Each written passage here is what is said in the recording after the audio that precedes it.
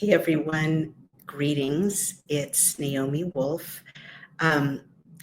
Trying to do what I didn't exactly promise because I'm trying to be realistic, but sought to assure you all who are following the Geneva Bible readings that I will go ahead and try to read from the Geneva Bible every 48 hours. I haven't been perfect, but we are making progress.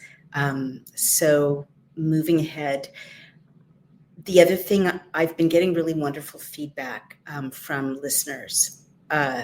Actually, one of them who's starting a Bible study group using these videos. And what the feedback I'm getting is that people are liking and want to encourage me to be, I don't know how to say it any better, be real. That when I relate what we're reading in the Hebrew Bible, the 1560 Geneva Bible, the Founders Bible, the Puritans Bible, when I relate that to current events, things we're dealing with every day, ordinary life, ordinary struggles, that paradoxically, or maybe understandably, that's what they're valuing most about these readings, or one thing that they're finding kind of particularly comforting and reassuring. So I'm just going to go ahead and do that, because I think that's how these texts were meant to be used. I'm going to say by God, because at this point I feel like we know him pretty well. He's kind of revealed himself to us in the text. We have a sense of his personality. He's growing with us. We're growing with him. We've talked about that a lot. But I think that I keep stressing there's no distance between God and us, and up to this point, Leviticus 8 and 9, which we're going to read tonight. And I don't think, and I'm speaking as a literary critic right now, and just as a human being reading these texts, in the Hebrew with the 1560 Geneva Bible with you for the first time, right? I haven't gone through them before. I'm sharing them with you. We're doing this in real time. But it's so clear that he's not wanting to establish a religion here. He's wanting to establish relationships. He's establishing ways of worshiping him, of course, but that's part of being in relationship with us, right? And it's so clear that he doesn't want us to be, on our knees, groveling, not knowing him, scared of him, with giant layers of, theology and priestliness and strictures that he didn't make, and us versus them showing off, and all the things that happen with organized religion. It's so clear that these books are not about that, right? To date, I don't know what's ahead, of course, but up until Leviticus, Genesis, Exodus, Leviticus, that's not what he's doing. And much more, he's trying to give us something, give the children of Israel something that, guidelines, messages, illuminations, explanations, so that when they are tired or hungry or thirsty or losing faith that they're ever going to get to the promised land, why did we leave Egypt? You lunatic, we're in the middle of the desert. There's nothing to eat. There's no water, right? Why don't we just sacrifice to Baal?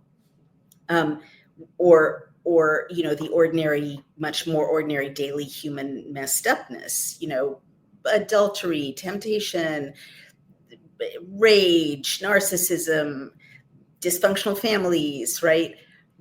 That it's for those struggles that he wants us to use these chapters, these texts, these directions, this guidance. And he wants us to use it very immediately, like a map, like an atlas, right? That you keep in your car back in the day when we didn't use GPS, but kept a map, a physical map in the car. So I'm just saying that as a preamble because I think I have to, surface before we begin reading the fact that these chapters, it's now about 7 chapters, right, about the sacrifice, the trespass sacrifice, the heave offering, the sin offering, the peace offering, like the chapters that at the end of Exodus that were very, very, very detailed about how to build the temple of meeting, right? The tabernacle, and what the priest should wear and what the bells on his hem should look like, and the fact that there should be pomegranates in between every bell, right? That went on for like 7 or 8 chapters. And I just want to, I hope I don't get struck by lightning, but I just kind of want, as a human being, to acknowledge that those kinds of chapters can get baffling and exhausting. God, please forgive me. I'm trying to go somewhere good with this, and repetitive, right? And then we went through this once before, right? At the end of Exodus, we were just slogging through, chapter after chapter about the bells and the laver with the single foot and the candelabrum and how wide it should be and how tall it should be. And I mean, these are all super like holy things. I don't mean to suggest that this is not the holiest thing on the planet. It is. And as you know, I think that was probably some sort of device to coordinate the human vibes with God's vibes, right? Some sort of technology that we can't even begin to understand. But we slogged through chapter after chapter after chapter after chapter before getting to that incredible payoff at the end of Exodus, where the glory of it, kind of it's all assembled, everything's in place. The people willingly did everything God asked them to do. They brought their earrings, they brought their rings, they stopped being such self-absorbed, awful people full of their own kind of egos, and aligned with God. And then you had that incredible final section of the final chapter. It wasn't even a full final chapter at the end of Exodus, where it all kind of came together in alignment. The people did it, and then God was kind of there among them. It was like a beautiful crescendo of a symphony, right? You kind of understood, oh, that's why we slogged through. Sorry, God, beautiful, sacred book, chapter after chapter after chapter. And we're doing it again, right? Like there's a lot of slaughtering of sheep. There really is. And a lot of slaughtering of goats. And if you don't have a goat, a pigeon, or 2 pigeons, even better. If you don't have 2 pigeons, the matzah. And it's all incredibly significant. You've got to remember, these are people who, this was like thousands of years before other major religions, right? It was, like 3,000 years before Jesus walked on earth. It was 3,600 years before Islam was founded by the Prophet Muhammad. It's probably the time of Ramses II, I believe, and people are really just kind of figuring out how to be human, right?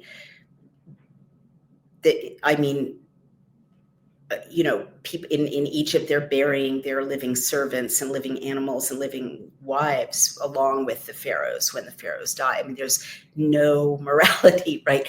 As we understand it, there's barely a law. It's literally tribe against tribe, and people sacrificing their children. So for that reason, you do have to put it in context, I think. I'm not telling you what to do.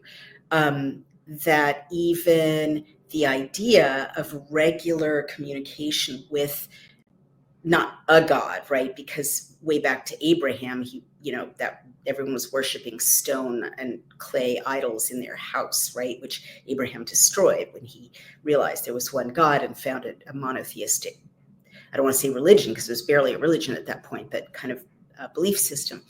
But hey everyone, it's Naomi Wolf, and I have a message. President Trump is in the process of what he calls draining the swamp.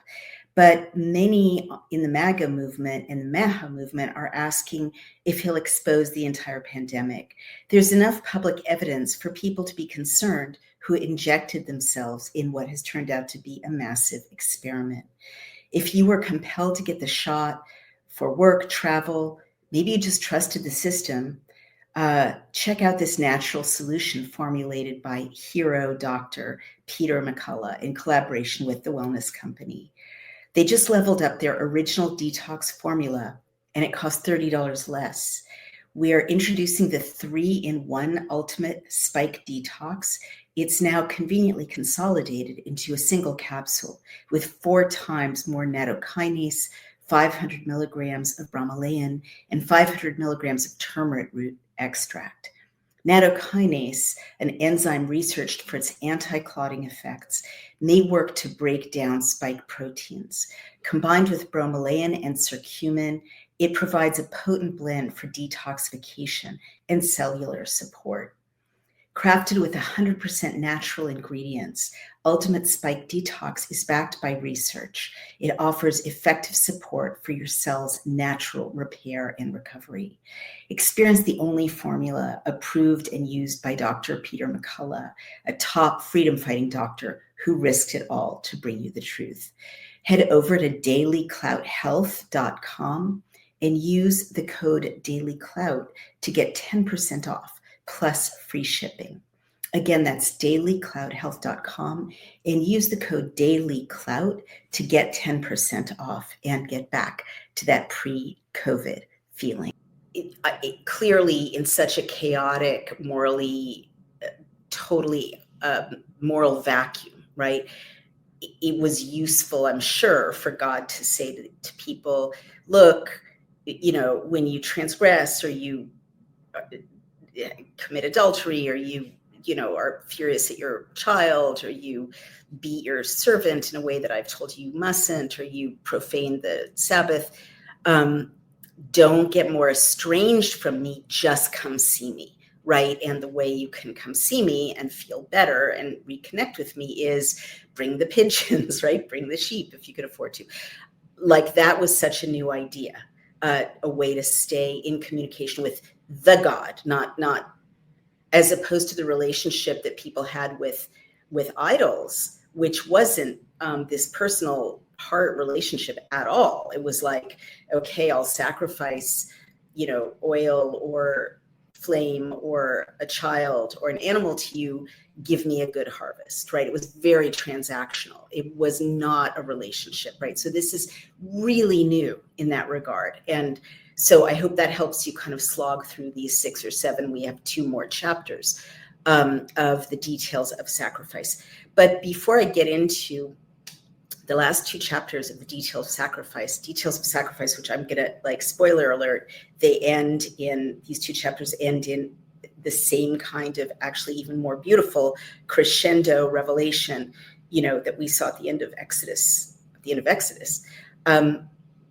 I just want to talk about exhaustion, and I'm going to go ahead and do what some of the readers and listeners have asked me to do and just relate in a very human way.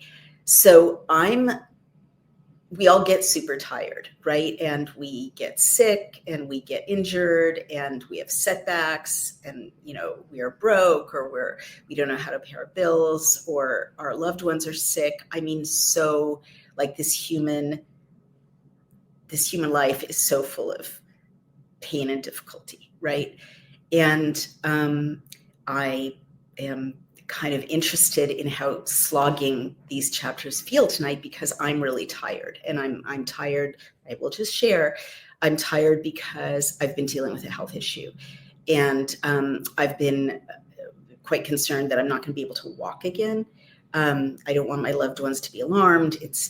I'm managing it, I'm getting better, but in case there are loved ones who, to whom I haven't said this kind of directly, who are distant loved ones who may be overhearing this for the first time. But, I'm sure it'll be fine. But it's been scary and painful. And so, and it's day after, it's been months, right? And so, like all of us, I've been saying, like, why me, right? Why does it have to be so painful? Why do I have to not know if I'm going to walk, right? What did I do? I thought I'd been a pretty good person, like, is this a punish? Like, all the whys, because we're human and suffering comes to us. So I guess I'm just mentioning this because there are times in our lives when God does not seem present, right? Or not very nice. I mean, I'm just going to say it.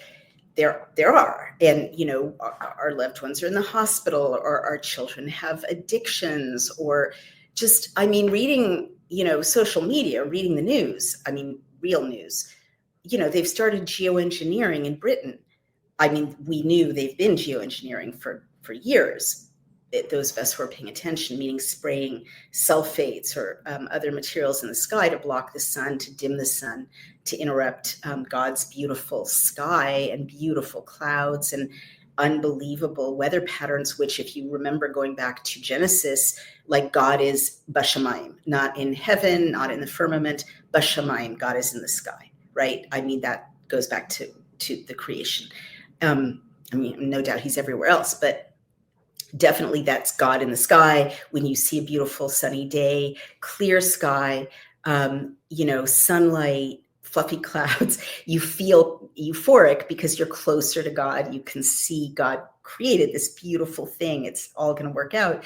And so day after day after day of man-made destruction of God's heaven is like another genocide, right? I've literally just come up for air from the years 2020 to 2025, when I was fighting along with Brian and, our friends who are dissidents. We were fighting the last attempted genocide, which was the mRNA injections. So we've kind of vanquished those, right? Very few people are taking them. People know the dangers. We have, amazingly, our friend RFK Jr. Running HHS, and Marty Makary and Jay Bhattacharya, these wonderful, aware people, scientists, running these agencies, these public health agencies. So that's a huge victory, but literally you can't relax. The minute we got these wonderful warriors in place, the minute humanity barely, we didn't escape that, right? There's horrific death and sterilization and miscarriages and a drop in live births, all the things I talk about all the time. But humanity was going to survive. We were going to rebuild. And by the way, that near miss that I've just described is so, as you know, so typical of God's relationship to humans in these books so far, right? Humans will mess up.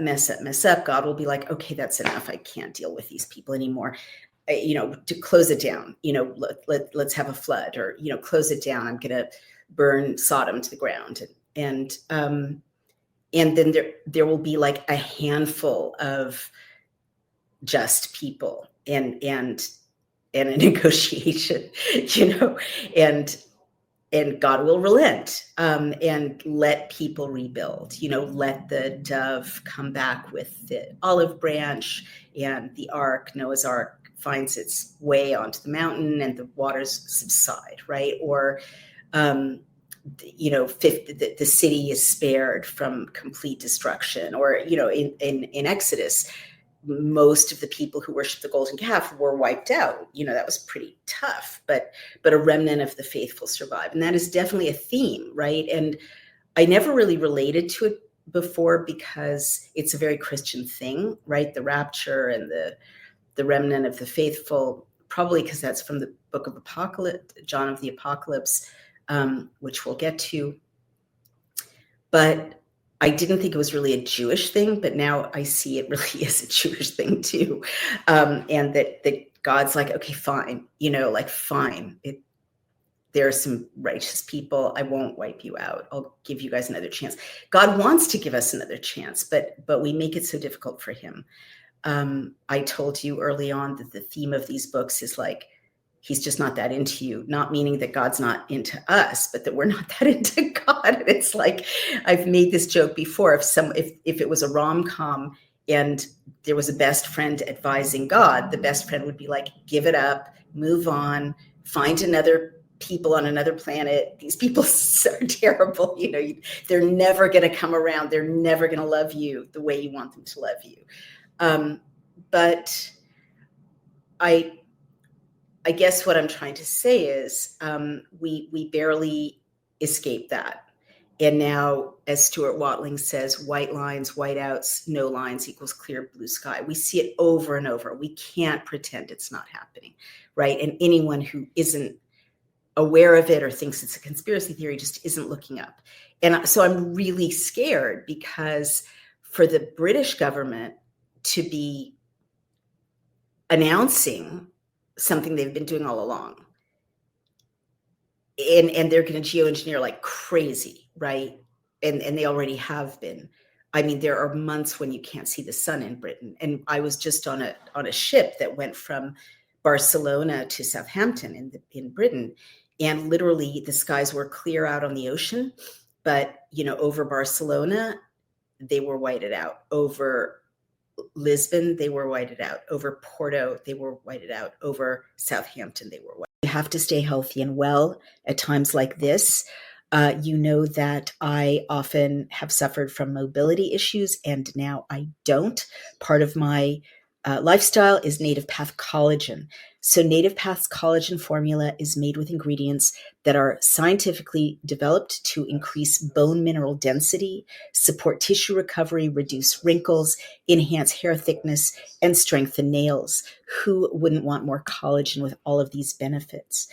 So right now, when you visit getnativepath.com/dailyclout, you can stock up on Native Path collagen for up to an incredible 45% off today, plus free shipping.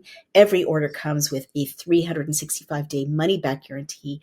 You can try it risk-free today. It is a single ingredient formula with no fillers, additives, or artificial sweeteners, and it's third-party tested for heavy metals, which makes sure that it's pure and safe. It's flavorless. You can add it to anything. I add it to my oatmeal. You can add it to coffee or smoothies. Its formula makes it more bioavailable, meaning it's absorbed more easily and mixes without clumping.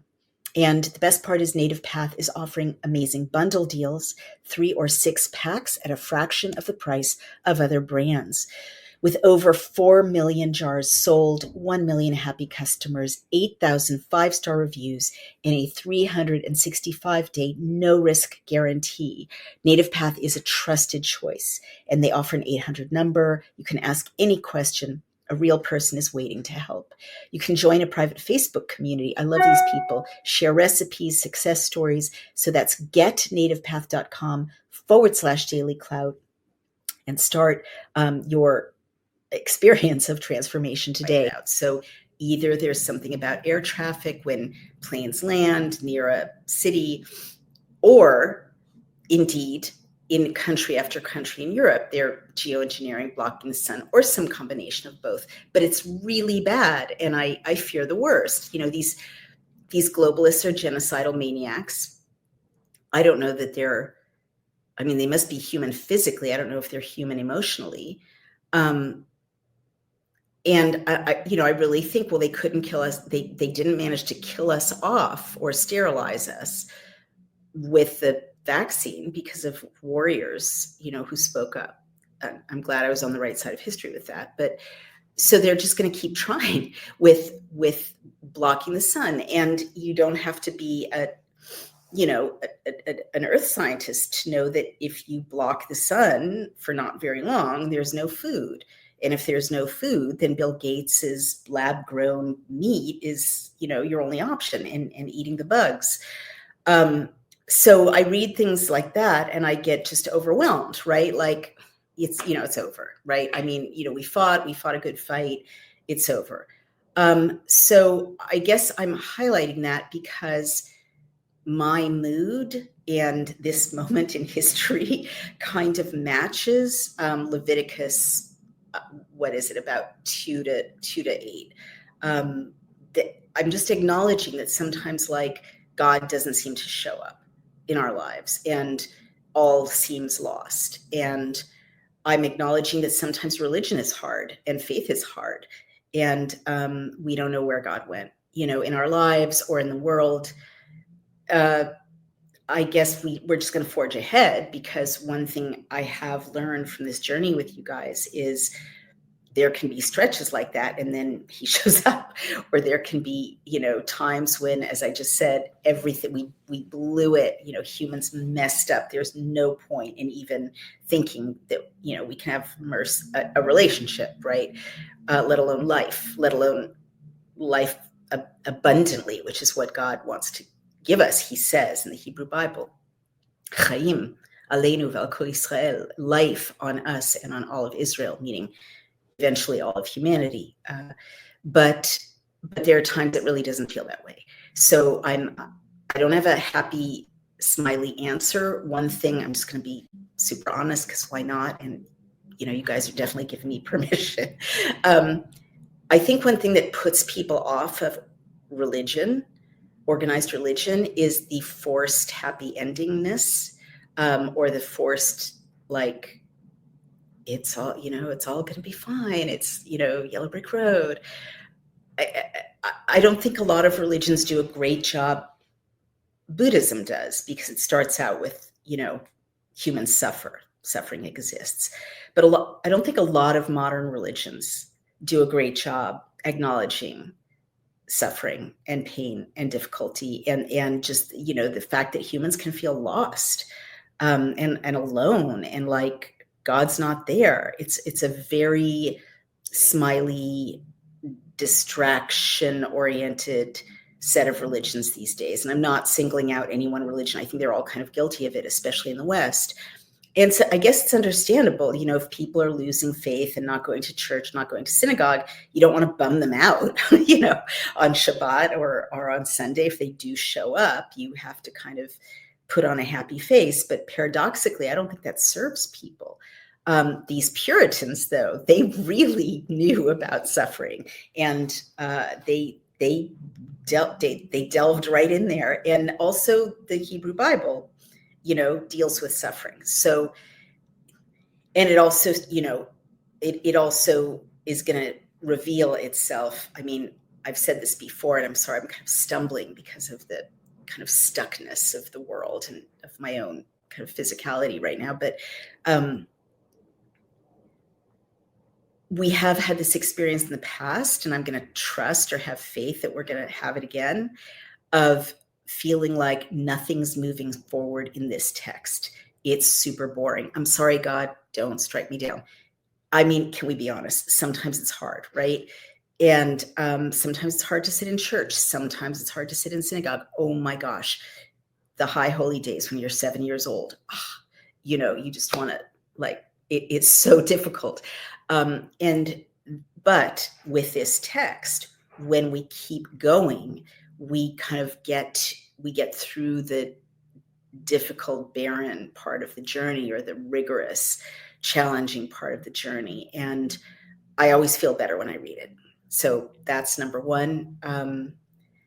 And I guess that's the only thing that I should say in my preamble, which has gone on for quite a while. So now we're going to dive right in with Leviticus 8 and 9.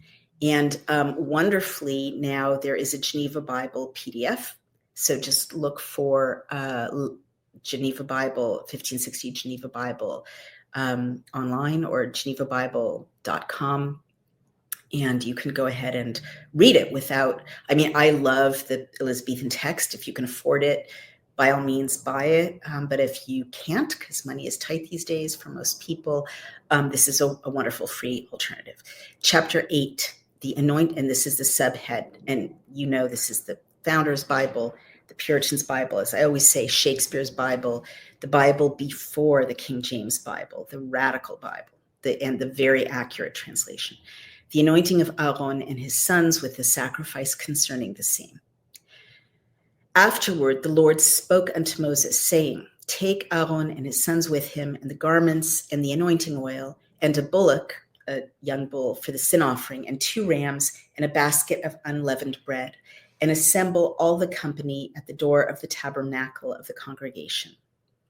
I'm going to read that again, because in Judaism, if you make a mistake reading the Torah, you have to go back over it. And assemble all the company at the door of the tabernacle of the congregation. So Moshe did as the Lord had commanded him, and the company was assembled at the door of the tabernacle of the congregation. So Moshe said unto the company, This is the thing which the Lord has commanded to do. And Moshe brought Aaron and his sons and washed them with water, and put upon him the coat, and girded him with a girdle, meaning a belt, and clothed his with the robe, and put the ephod on him, which he girded with the broidered guard of the ephod, and bound it, meaning bound it unto him therewith. So he put a coat and tied it with a belt and put a robe over it, and he put the ephod, which I believe is the breastplate, which we saw in Exodus, but I'll double check that. Or you can double check it for me, because there's no note about it. After he put the breastplate thereon and put in the breastplate the Urim and the Tumim,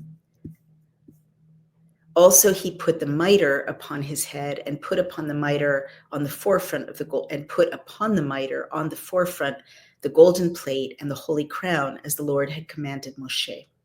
Now Moshe had taken the anointing oil and anointed the tabernacle and all that was therein, and sanctified them, and sprinkled thereof upon the altar 7 times, and anointed the altar and all his instruments, and the laver, you remember that, the basin, and his foot, the foot of the basin, to sanctify them. And he poured of the anointing oil upon Aaron's head, and anointed him to sanctify him. After Moshe brought Aaron's sons, and put coats upon them, and girded them with girdles, and put bonnets upon their heads, hats, as the Lord had commanded Moshe. Then he brought the bullock for the sin offering, and Aaron and his sons put their hands upon the head of the bullock for the sin offering.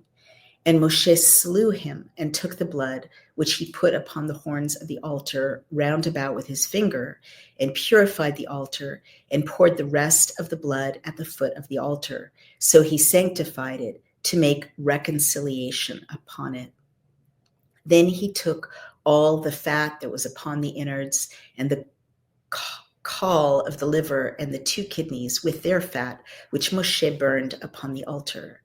But the bullock and his hide and his flesh and his dung he burnt with fire without the host, meaning outside the crowd, as the Lord had commanded Moshe.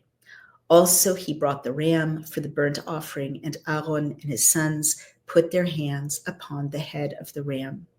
So Moshe killed it, and sprinkled the blood upon the altar round about.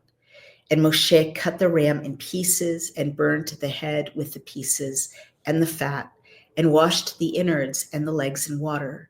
So Moshe burnt the ram every whit, meaning all of it, upon the altar, for it was a burnt offering for a sweet savor, which was made by fire unto the Lord, as the Lord had commanded Moshe. After he brought the other ram, the ram of consecrations, and Aaron and his sons laid their hands upon the head of the ram, which Moshe slew, and took of the blood of it, and put it upon the lap of Aaron's, meaning the lobe of Aaron's right ear, and upon the thumb of his right hand, and upon the great toe of his right foot.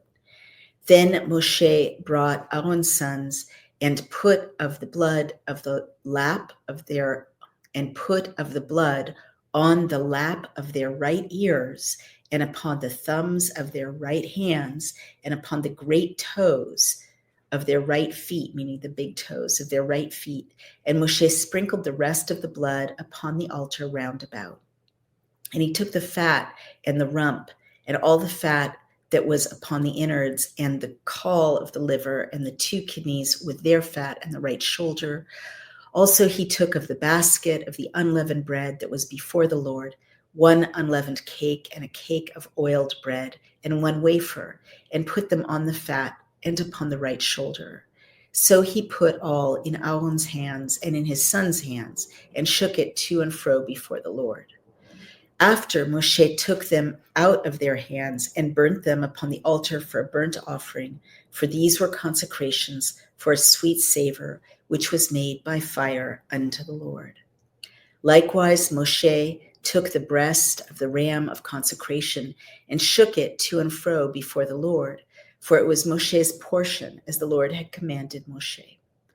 Also Moshe took of the anointing oil and of the blood which was upon the altar, and sprinkled it upon Aaron, upon his garments, and upon his sons, and on his sons' garments with him.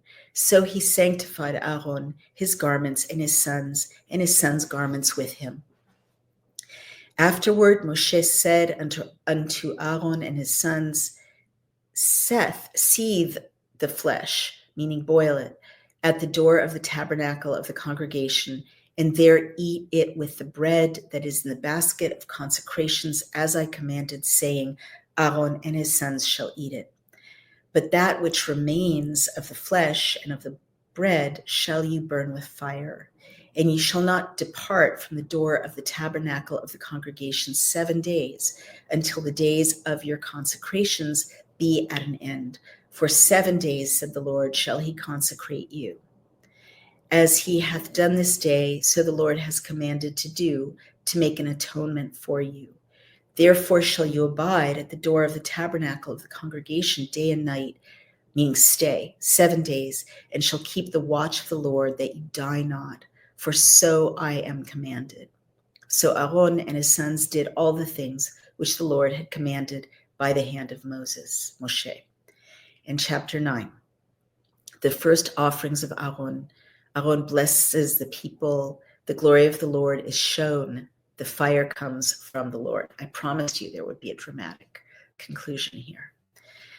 And in the 8th day, meaning the 8th day, Moshe called Aaron and his sons and the elders of Israel. Then he said unto Aaron, take you a young calf for a sin offering and a ram for a burnt offering, both without blemish, and bring them before the Lord. And unto the children of Israel you shall speak, saying, take you an he-goat for a sin offering, and a calf and a lamb, both of a year old, without blemish, for a burnt offering. Also a bullock and a ram for peace offerings, to offer before the Lord, and a meat offering mingled with oil. For today the Lord will appear unto you. Then they brought that which Moshe commanded before the tabernacle of the congregation, and all the assembly, meaning the whole congregation, all the people, drew near and stood before the Lord. Like people are literally standing before God. Like, and an author I'm reading a book about near-death experiences, I'm just glancing over at it, points out that in no other religion does God continually talk to human beings. I mean, God himself, not an intermediary. And here he is. He's showing up. For Moshe had said, this is the thing which the Lord commanded that you should do, and the glory of the Lord shall appear unto you. Like everyone gets to see God. This is actually happening. Then Moshe said unto Aaron, draw near to the altar and offer your sin offering and your burnt offering, and make an atonement for you and for the people. Offer also the offering of the people and make an atonement for them, as the Lord has commanded. Aaron therefore went unto the altar and killed the calf of the sin offering, which was for himself. And the sons of Aaron brought the blood unto him, and he dipped his finger in the blood and put it upon the horns of the altar, and poured the rest of the blood at the foot of the altar. But the fat and the kidneys and the caul of the liver of the sin offering he burnt upon the altar, as the Lord had commanded Moshe. The flesh also and the hide he burnt with fire without the host, meaning outside the crowd. After he killed the burnt offering, and Aaron's sons brought unto him the blood, which he sprinkled round about upon the altar. Also they brought the burnt offering unto him with the pieces thereof, and the head, and he burnt them upon the altar. Likewise, he did wash the innards and the legs and burnt them upon the burnt offering on the altar. Then he offered the people's offering and took a goat, which was the sin offering for the people, and slew it. He killed it and offered it for sin as the first. So he offered the burnt offering and prepared it according to the manner. He presented also the meat offering and filled his hand thereof. And beside the burnt sacrifice of the morning, he burnt this upon the altar. He slew also the bullock and the ram for the peace offerings. That was for the people. And Aaron's sons brought unto him the blood, which he sprinkled upon the altar round about. With the fat of the bullock and of the ram, the rump, and that which covers inwards, and the kidneys, and the caul of the liver. So they laid the fat upon the breasts of the animals, and he burnt the fat upon the altar. But the breasts and the right shoulder Aaron shook to and fro, back and forth, before the Lord, as the Lord had commanded Moshe. So Aaron lifted up his hand toward the people and blessed them, and came down from offering of the sin offering, and the burnt offering, and the peace offerings. After Moshe and Aaron went into the tabernacle of the congregation, and came out, and blessed the people, and the glory of the Lord appeared to all the people. And there came a fire out from the Lord, and consumed upon the altar the burnt offering and the fat, which when all the people saw, they gave thanks and fell on their faces. Wow.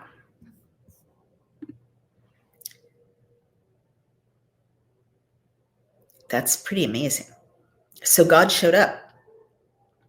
Like after all this slogging and detail and ritual and killing of the animals in this way, and putting the blood around the altar in that way, and arranging the kidneys and the fat and the intestines, all this detail, at the end of all of it, the people were all standing there, right? You remember where we are. It's the tabernacle, which is not some strange temple far away. It's a tent in the middle of camp, right?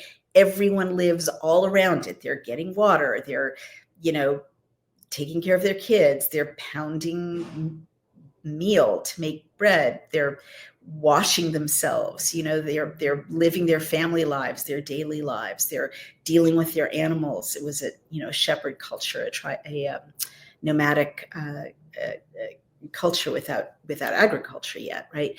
In the middle of everybody, in the middle of this crowd of thousands of people, there's this tent, and it's been set up for God. We went into all the details of what God wants in his apartment, basically at the end of Exodus, and now we've got these sacrifices of animals and these rituals, which make it lekadesh. You remember that word, mekadesh. It's translated in English as sanctifies, but I don't think that doesn't quite capture, as I've said before, the Hebrew implication, which I think is so important because it's the center of living with this law in your heart, right? Which is not just for Jews, it's for everybody. God makes that clear. He makes it clear in this text. He makes it clear in the New Testament. But it's the Kadesh, you can sanctify anything yourself. Doesn't take God. It takes God, of course. Everything holy comes from God, but it doesn't take a priest, right? So you make holy by turning your heart in a certain direction, and also rituals help, right? You cleanse things, you heal things, you make things holy. That's the job of human beings. I mean, to me, that's a mind-blowing thing to point out. If we all really believed that, it would completely change the relationship of human beings to God and to the earth and to each other. But also, respectfully, it would very much kind of drain power from organized religion, that power that it shouldn't have, essentially, and leave it with the power that it should have of bringing people together and creating community and being a place where these rituals can unfold with helpers who can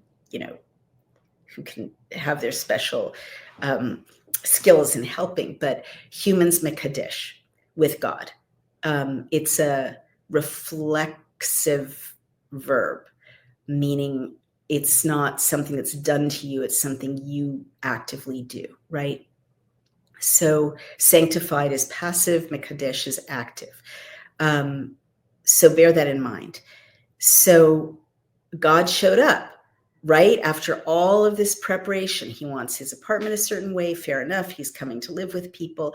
And now he's like, okay, I'm really holy and I'm coming to live with you guys. So you guys have to lekadesh yourselves. You have to make yourselves holier, so that I can hang out with you and we can be in alignment. And that's what all this sacrificing of animals is for. And we've talked about this too. Maybe I'll just stop saying we've talked about this because when we've talked about things, but things are thematic. So it can be, I don't want to say repetitive, but there are these echoes. So, it's these sacrifices are not for humans. I'm sorry, they're not for God, they're for humans, right? God doesn't need the sheep. God doesn't need the doves. God doesn't need the kidneys and the fat and the blood around the altar.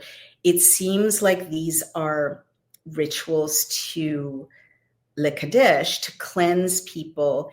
And what's all this atoning about? Well, clearly people do bad things all day long. And so if they're going to hang out with God, they have to think about it and atone for it in order to be in that state of blessedness, kiddush, kitshut, so that they can hang out with God and God can hang out with them.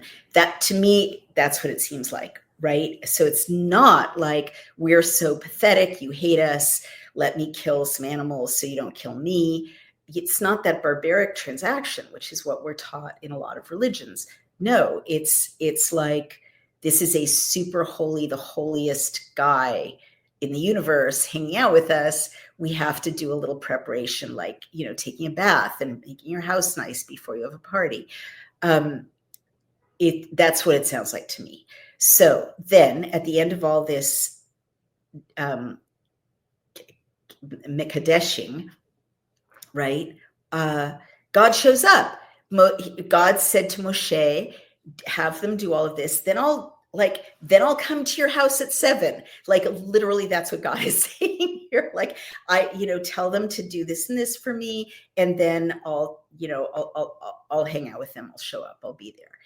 And then he does. He literally shows up. Everybody sees him, right? I don't know how I missed this in my whole life in Hebrew school and as a Jewish person and someone who studied comparative religions.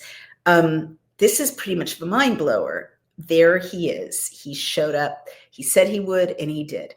So, and they're all witnessing him. So, and this is different from what happened when Moshe went up to Sinai to get the law.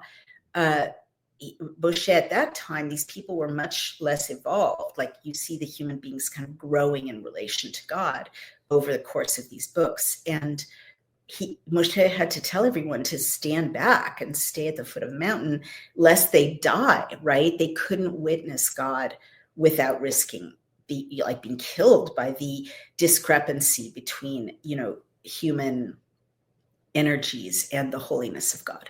But now people are learning how to sanctify themselves, how to lekadesh themselves. And so they get to see God. They all get to see God. It blows me away. So let's see what it says in Hebrew. There's some words I really want to look at and some phrases. Well, one thing I want to remind you of in line 2 is what anointing means. Kach, take et Aaron, Aaron, ve'et banav, and his sons, ito, with him, ve'et habigadim, and the clothing, ve'et shemen, and the oil, hamishcha. Okay, et shemen hamishcha. I know you know the root of that word by now. You know that word, hamishcha, Mashiach, right? Messiah. But what does it mean in Hebrew? Literally anointing with oil. I've said this before. It's very central. Priests are anointed with oil. Kings are anointed with oil. and it's a way to sanctify someone, or to indicate someone's kingliness and authority.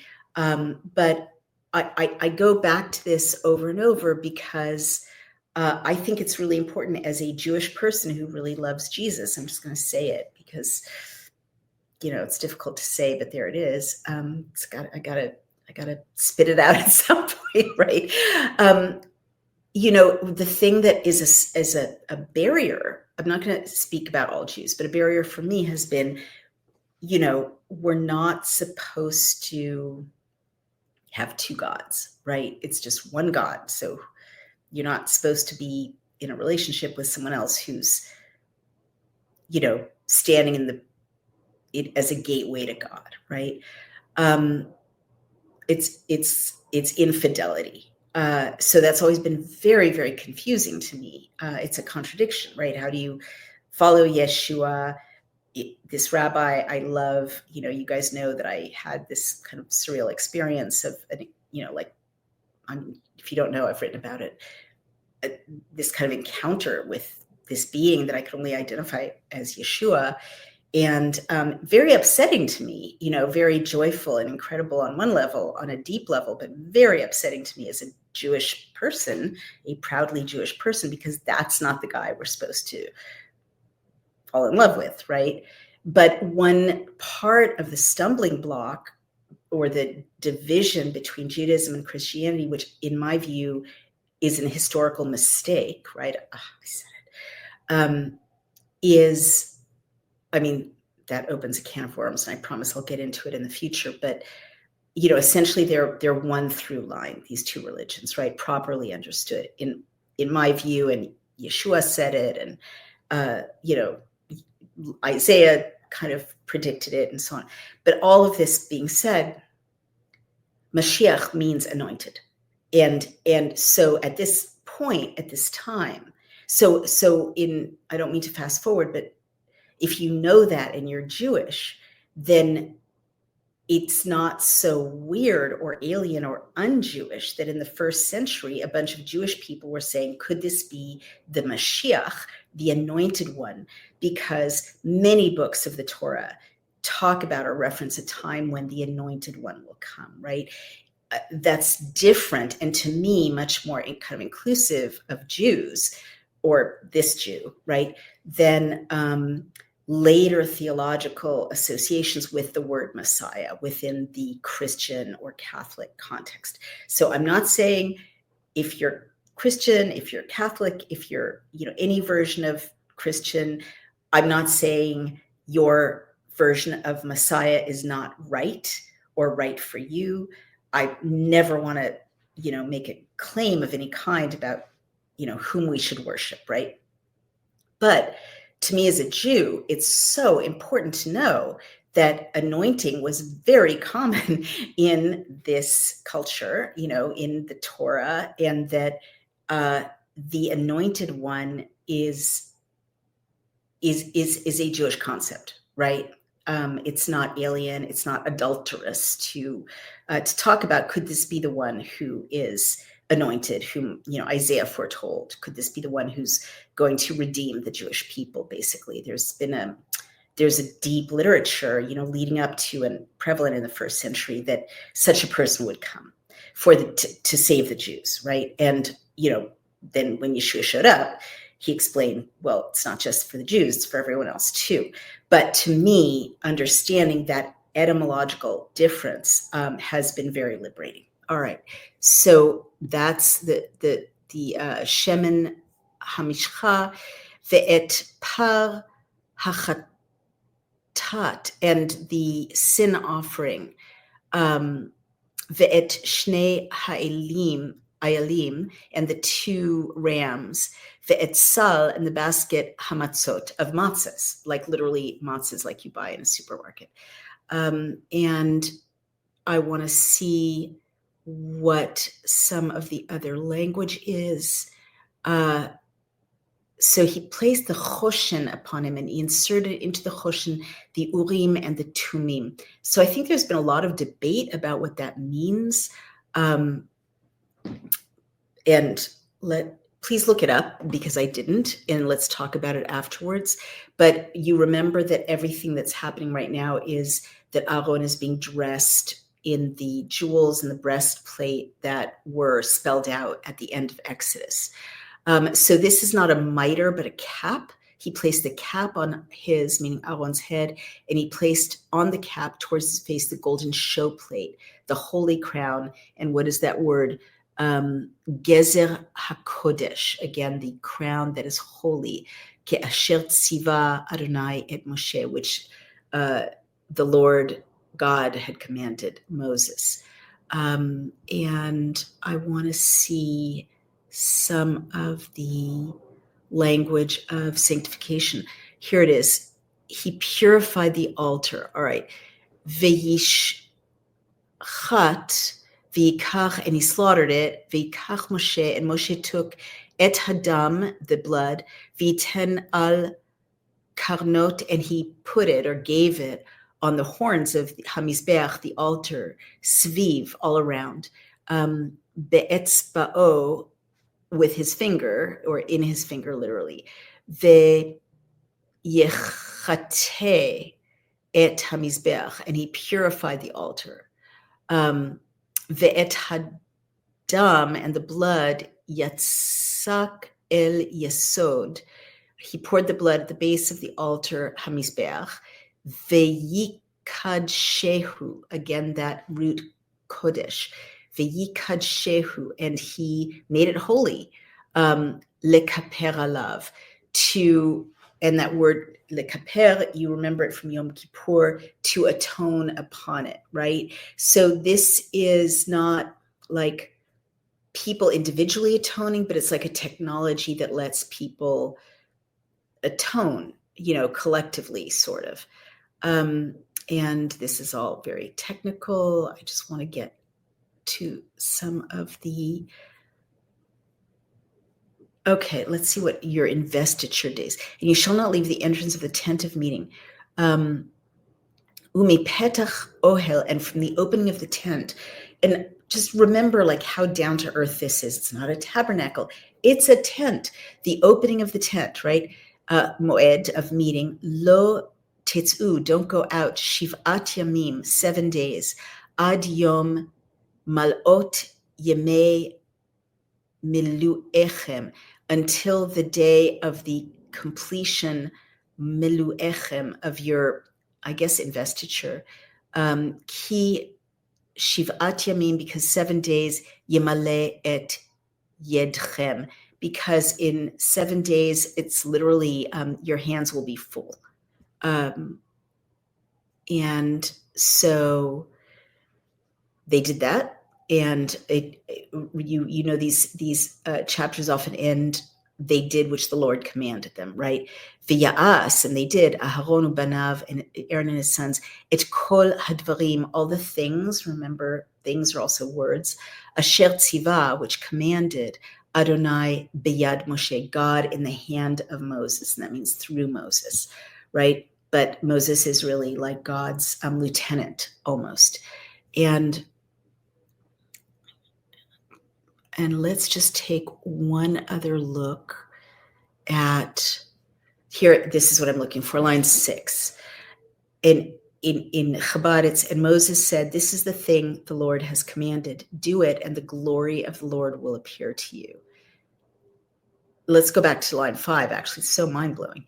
And they took what Moses had commanded to the front of the tent of meeting, and the entire community approached and stood before the Lord. Okay, I'm going to read those 2 sentences. Vayikhu, and they took et asher tziva, that which commanded Moshe, that which Moshe had commanded, el pnei ohel, toward the face of the tent, moed, of meeting, v'yikrevu, and they drew near, and you remember that word le'akriv, because there was that chapter we read that had karov, karov, karov, to near, to come near, that sacrifice is a form of coming near.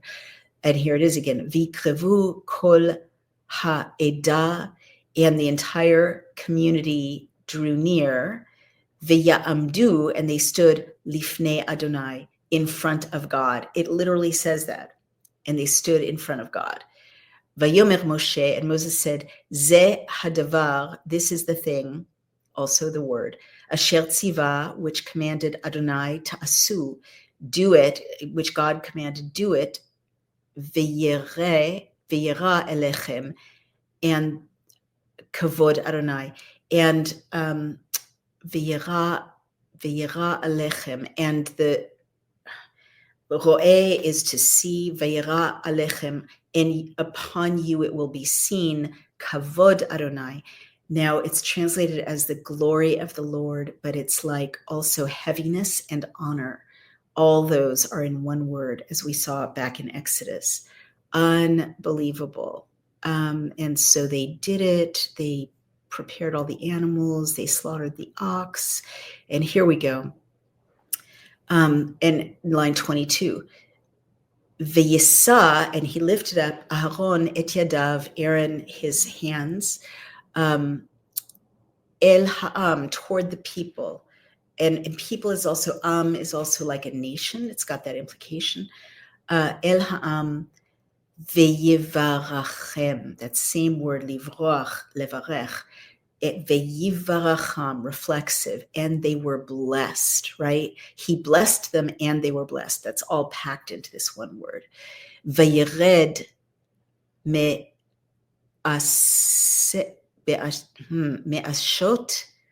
hachatat ve'ha'olah ve'hashlamim. He then descended from preparing the sin offering, the burnt offering, and the peace offering. By the way, peace offering is ve'ha'olah hashlamim. It's the same root as shalom, which means peace. And again, that's the same root as shalem or mushlam, which is full, complete, perfect. So peace is also full and complete and perfect. And here it is, line 23.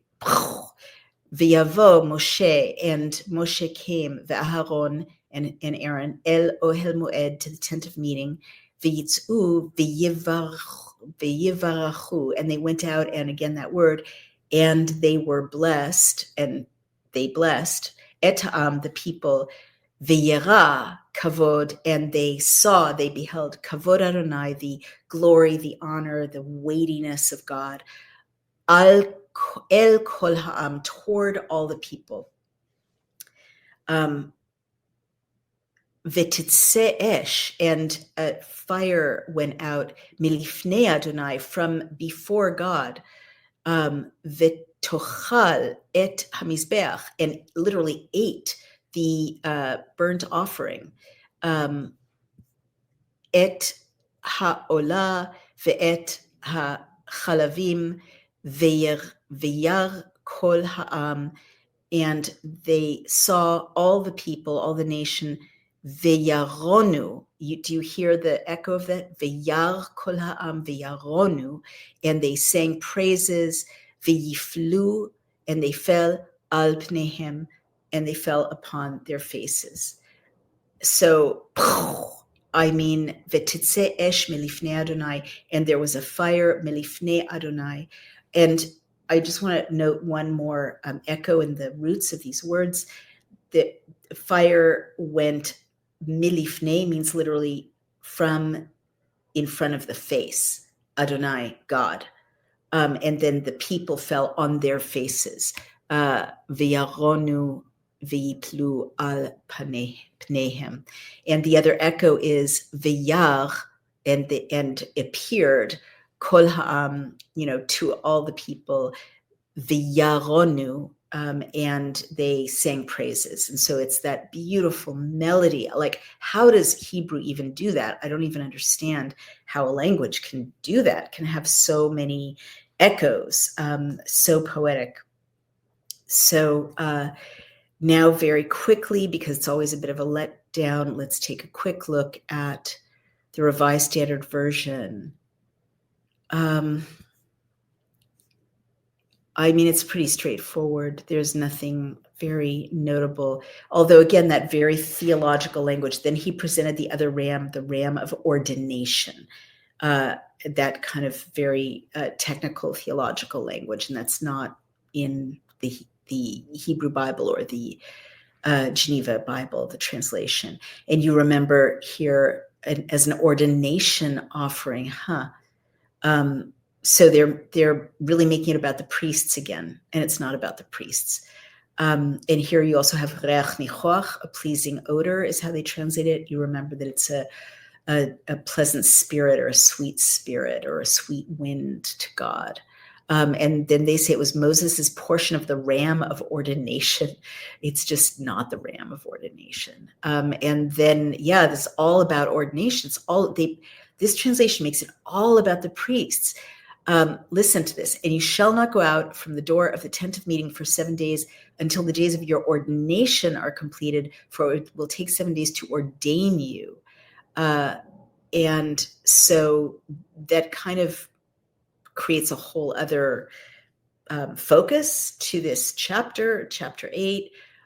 It's really not about ordaining the priest in the Hebrew, in the original, but they made it about ordaining the priest in the Revised Standard Version. Then I'll just read you the last paragraph in the Revised Standard Version. You can hear the difference. Then Aaron lifted up his hands toward the people and blessed them. And remember, in the Hebrew, it's and they were blessed, right? They blessed themselves, essentially. They were blessed, and they also made themselves holy, or made themselves blessed. And he came down from offering the sin offering and the burnt offering and the peace offerings. That's pretty correct.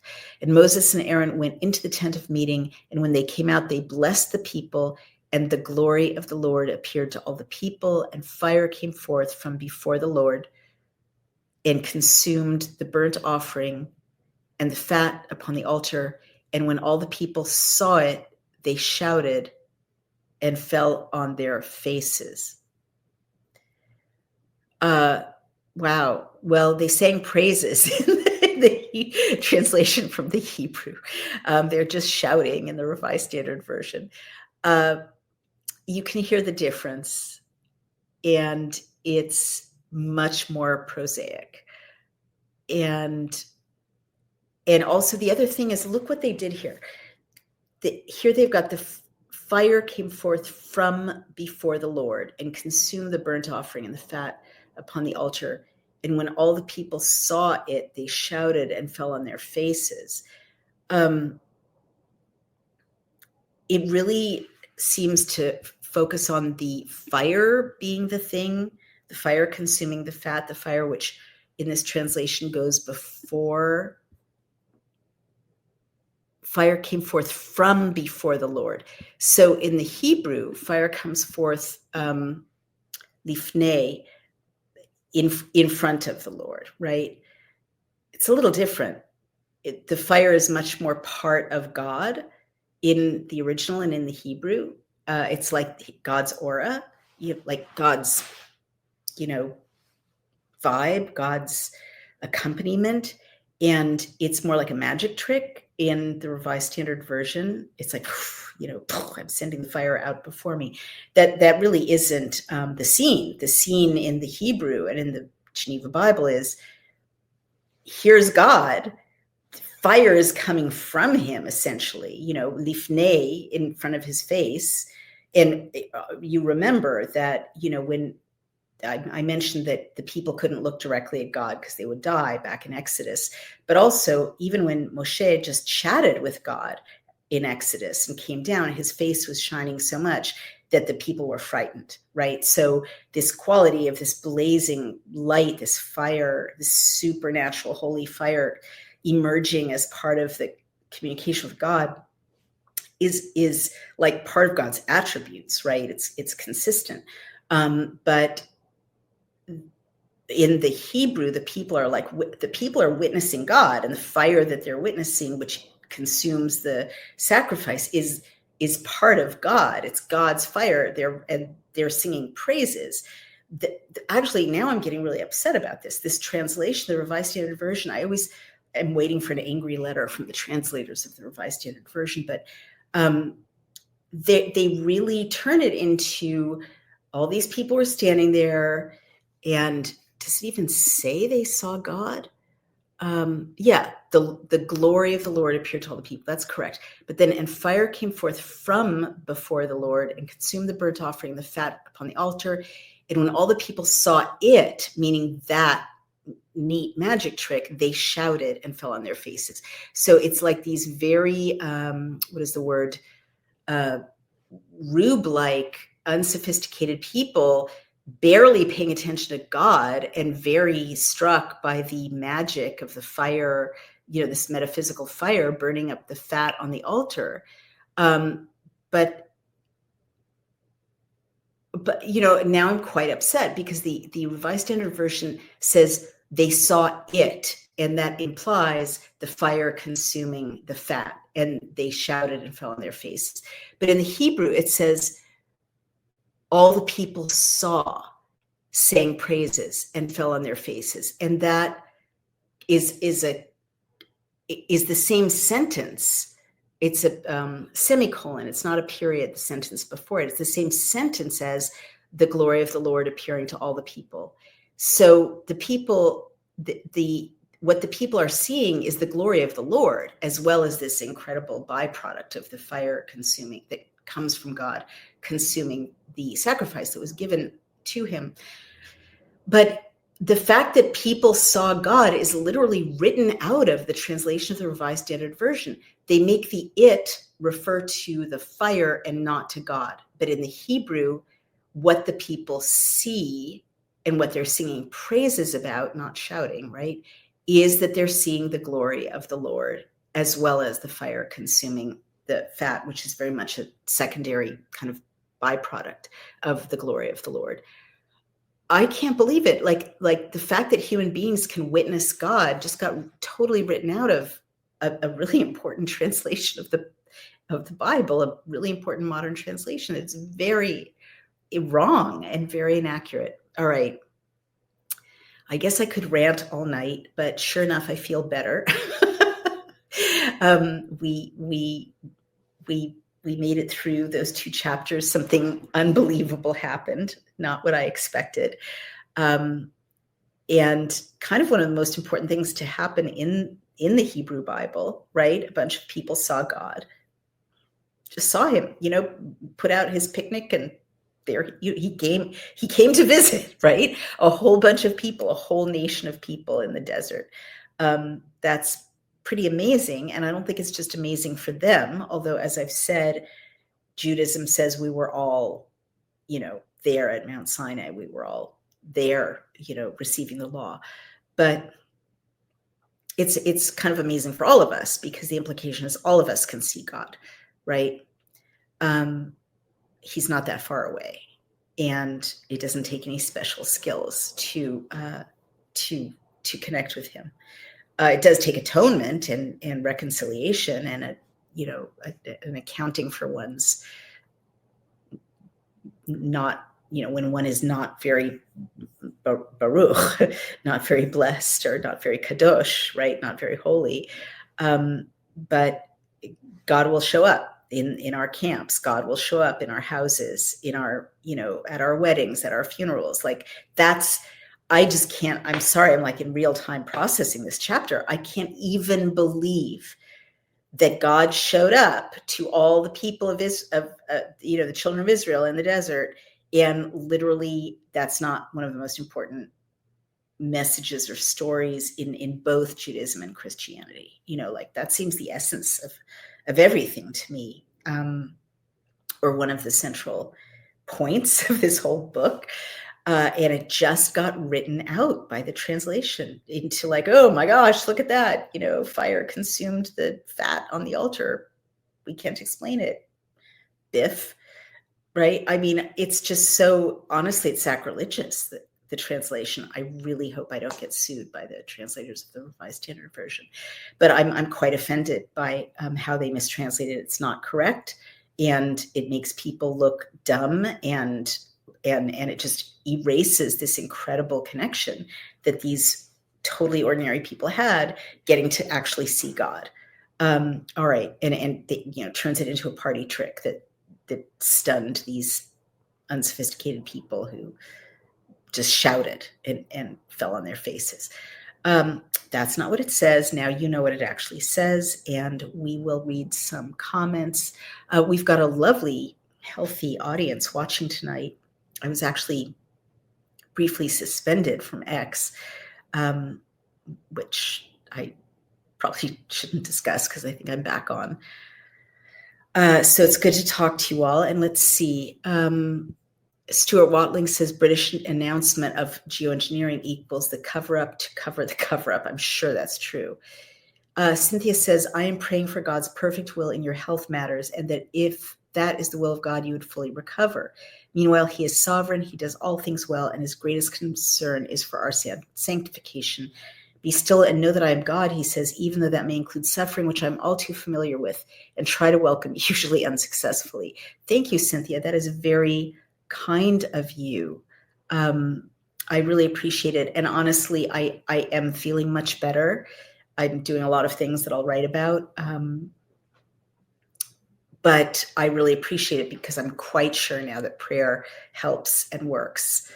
So keeping me in your prayers, I'm very, very grateful for. And Cynthia also says, I will say much pain was alleviated by prayer to be able to follow a new way of eating. As Hippocrates said, let food be your medicine. It took a while to overcome cravings from hyperinsulinemia, insulin resistance. See Dr. Kenberry's numerous YouTube videos. Thank you. I'm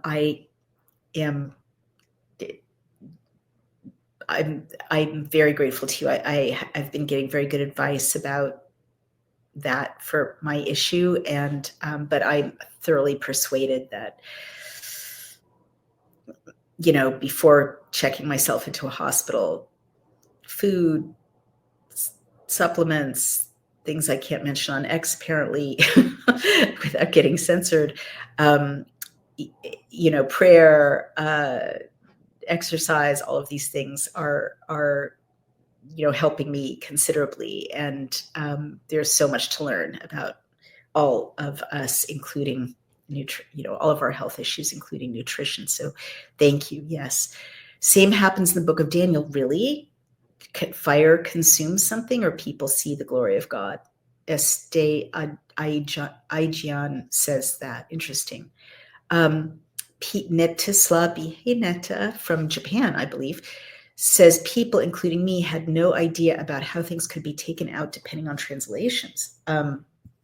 Incredible. I had no idea till I did these readings that so many bad liberties, had been taken with modern translations.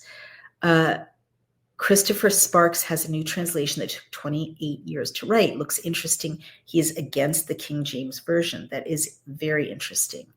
And Bernie Lutchman says, bless you, Naomi. I am a conservative Southern Baptist and just saw this for the first time. Kavod Adonai. That means glory of God. Wow. It means so much. Shavua Tov. Thank you. And Bernie Lutchman knows, because he's very well informed, that we say Shavua Tov at the end of Sabbath and the beginning of a new week. And it means have a good week. It means the Shabbat is over and we're about to start a week. Chris said, Naomi, our roommate here, didn't walk for 2 years without crutches. We helped her. She had surgeries and is walking again. Count the people who love you, whom you have loved. Allow them to help you. Never give up. You can recover. Thank you, Chris. That's very kind. And again, I am feeling much better, everyone. I don't mean to alarm you unnecessarily. Just letting you know that it's been a bit of a dark night of the soul over here. And Bernie Lutchman says the Hebrew is so much richer than any English translation. I am so glad if I can convey that. I really couldn't tell. Like it felt intuitively important for me to speak the Hebrew to you and explain the key words as much as I could without overwhelming you, as I assume for the most part non-Hebrew speakers.